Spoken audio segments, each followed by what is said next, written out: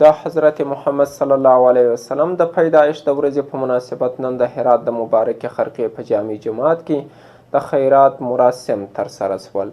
د سیمې اوسیدونکي وایي دا کار یې د الله تعالی د رضا، د رسول الله صلی الله علیه وسلم د روح د خوښۍ او د بېوزلو کسانو څخه د لاسنیوي او مرستې په موخه ترسره کړ. نور حال په راپور کې.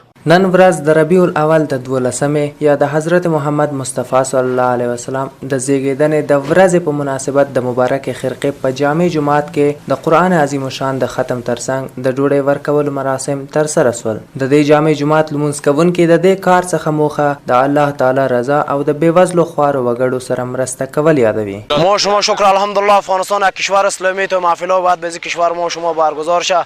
با 12 ختم رسول الله مبارک محفل را ما به خاطر به مناسبت گرفتیم.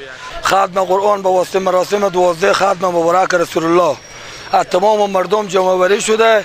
اینجا به خلق مبارک برگزار شده. په همدې حال کې د یادې سیمې وکیل وایي په دې مراسمو کې شاوخوا 2000 کسانو ته د الله تعالی د رضا په خاطر غرمنۍ ډوډۍ ورکړې.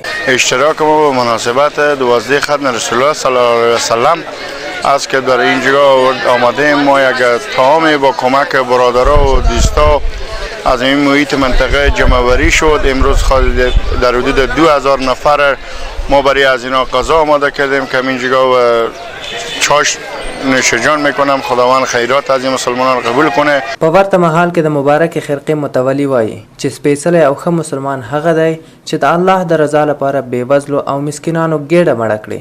مسئله طعام دادن مساکین هست که رسول اکرم صلی الله علیه وسلم میفرمایند افضل المسلم ان تطعم الطعام و تفش السلام علی من تحب و علی من لا تحب، علی من تعرف و علی من لا تعرف. یعنی پیامبر صلی الله علیه وسلم فرمودند که بهترین اسلام همو است که انسان برای فقرا مساکین طعام بده. د بشریت د ستر لارښود حضرت محمد مصطفی صلی الله علیه وسلم د زیږیدنې ورځ هر کال مسلمانانو لخوا د ځانګړو دینی مراسمو په ترڅ کې لمانځل کیږي.